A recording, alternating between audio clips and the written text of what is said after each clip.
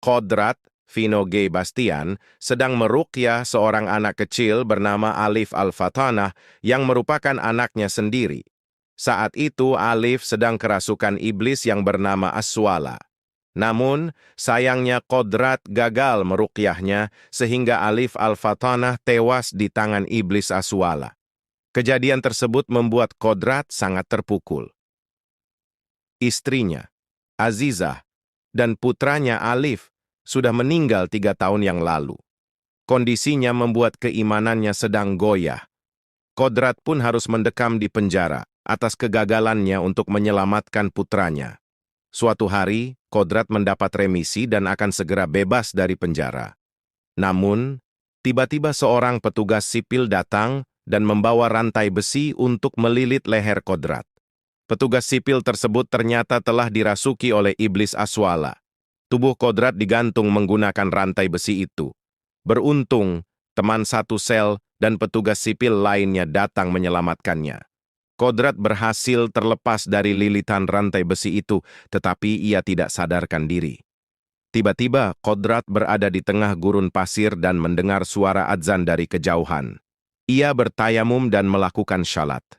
Tiba-tiba, ia merasa ada seberkas sinar di langit yang menyilaukannya. Kodrat terbangun dan sadar bahwa ia terbangun dari mati suri. Setelah bebas dari penjara, Kodrat kembali ke desa Kober. Ia menuju ke pesantren Kahuripan, tempat ia menuntut ilmu dulu. Namun, ketika sampai di desa Kober, ia merasakan ada yang berbeda. Tanah di desa menjadi tandus dan banyak tanaman yang kering dan gagal panen. Kodrat juga mendengar suara seorang anak yang kerasukan setan. Ternyata, anak yang kerasukan itu bernama Jihan. Ia sedang dipasung karena kerasukan setan. Kodrat yang diberi karomah meruqyah memiliki naluri untuk menolong. Namun, ia mencoba mengendalikan kemampuannya. Saat itu, ia berpapasan dengan sekelompok perempuan yang akan menuju ke rumah anak yang kerasukan itu. Salah seorang perempuan dalam rombongan itu bernama Yasmin, yang ternyata ikut bersama ibu-ibu mengaji untuk mendoakan Jihan. Namun, tiba-tiba Jihan berteriak histeris dan mengamuk saat ibu-ibu sedang mengaji. Ia membentur-benturkan kepalanya sendiri ke kayu, sehingga membuatnya mati secara tragis. Kodrat tiba di pesantren Kahuripan dengan penuh rasa kaget. Ia melihat bahwa pesantren yang dulu ia kenal kini telah banyak berubah.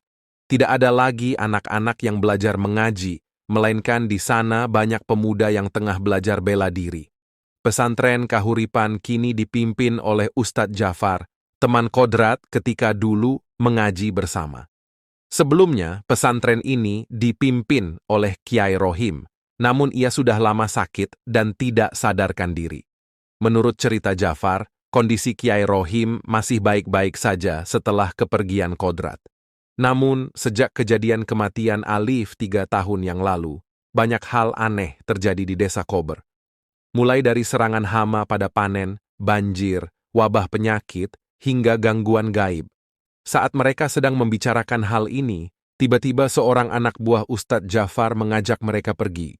Sementara itu, di rumah Ibu Yasmin, seorang janda yang ditinggal mati suaminya, tinggal bersama 2 anaknya, Asya dan Alif Amri. Malam itu Asya belum juga pulang dan Yasmin menyuruh Alif untuk tidur. Alif berkata bahwa ia akan bermain bersama ayahnya. Hal ini sangat aneh, mengingat ayahnya sudah lama meninggal. Tiba-tiba, Alif tertawa sendiri di depan lemari yang terbuka. Asya datang dan ibunya menceritakan kebiasaan aneh yang dimiliki oleh Alif saat ini. Ketika mereka sedang berbicara, terdengar suara dari kamar Alif. Setelah pintunya terbuka, terlihat kursi roda Alif terlempar ke pintu. Alif ditemukan dalam kondisi tidak sadarkan diri. Pada paginya, Alif sudah siuman namun masih demam. Ia bertanya dan marah kepada ibunya karena lemari sudah tidak ada lagi di kamarnya. Ternyata, Ibu Yasmin yang telah memindahkan lemari Alif ke dalam gudang. Saat itu, Kodrat sedang berzikir di pesantren Kahuripan. Tiba-tiba, dia merasakan firasat buruk setelah melihat foto Kiai Rohim yang terjatuh dan kacanya pecah.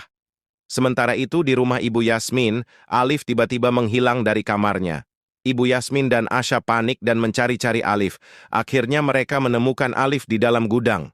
Alif terlihat menghadap ke lemari yang terbuka. Tiba-tiba, suara Alif berubah menjadi kerasukan dan dia marah. Alif, ternyata, kerasukan iblis Aswala dan menyerang Ibu Yasmin dan Nasha. Beruntung, Yasmin dan Nasha berhasil kabur. Yasmin meminta Asha untuk menunggu di rumah dan pergi menuju pesantren Kahuripan untuk meminta pertolongan dari Ustadz Jafar. Namun, Ustadz Jafar tidak ada di sana dan Yasmin bertemu dengan Kodrat.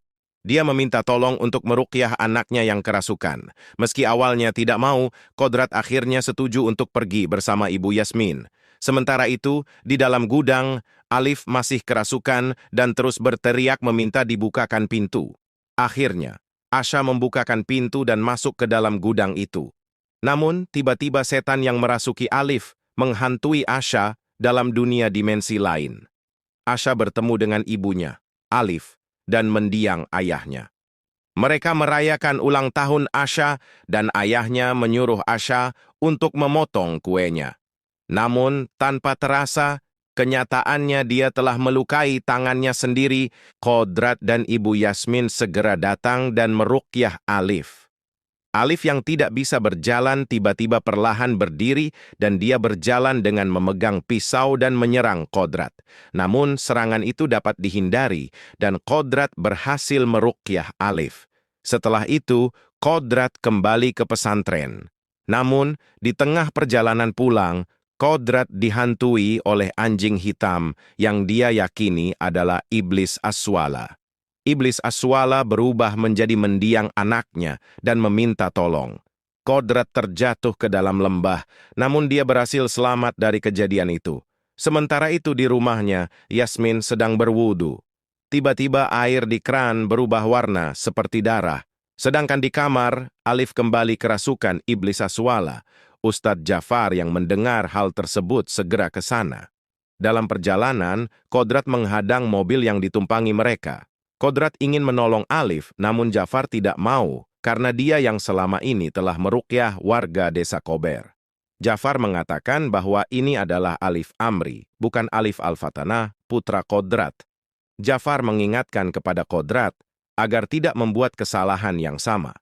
Akhirnya mereka membawa Alif dan keluarganya menuju ke pesantren Kahuripan untuk dilakukan ruqyah.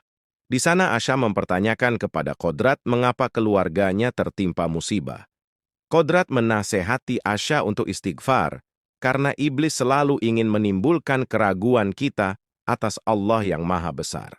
Sementara itu di tempat lain, Bapak dan Ibu Jihan tengah bersedih dan berduka atas kematian anaknya. Ayah Jihan melampiaskan kemarahannya kepada Kodrat karena dia dianggap sebagai kroni Jafar. Ayah Jihan merasa Jafar mengambil tanah dan kebunnya atas imbalan ruqyah anaknya. Namun Jihan tidak dapat diselamatkan dan tragisnya, Ibu Jihan melakukan bunuh diri. Setelah Alif selesai diruqyah oleh Jafar, dia segera boleh pulang. Namun, Kodrat mempertanyakan kepada Jafar yang telah meminta imbalan kepada setiap warga yang diruqyah. Namun Jafar membantahnya. Dia justru menyuruh anak buahnya untuk mengusir Kodrat. Kodrat akhirnya melawan anak buah Jafar dan mencari Jafar ke ruangannya. Setelah menemukan Jafar, dia terkejut mengetahui bahwa Jafar selama ini memuja iblis dan iblis Aswala dan otak pelaku di balik semua kejadian aneh yang menimpa desa Kober. Jafar akhirnya tewas di tangan Kodrat dan kematian Jafar disaksikan oleh Asha yang baru saja sampai di pesantren. Akhirnya, Asha dan Kodrat bergegas ke rumah Yasmin yang masih dalam kondisi kerasukan.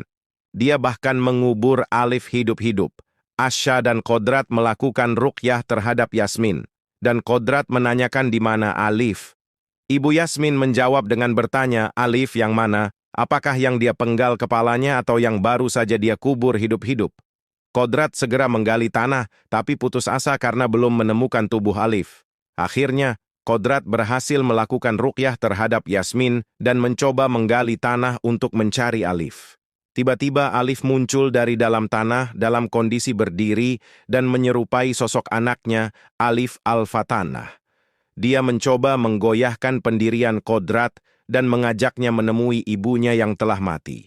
Namun Kodrat yang sadar bahwa tubuh Alif telah dirasuki setan yang menyerupai anaknya, akhirnya mengikhlaskan kepergian anaknya.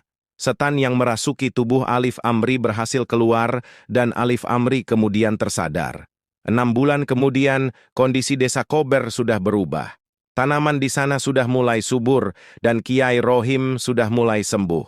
Di pesantren Kahuripan, sudah banyak santri yang belajar mengaji. Sementara itu, Kodrat harus berpamitan dengan Kiai Rohim untuk melanjutkan perjalanan mencari tahu misteri di balik kematian Azizah, istrinya.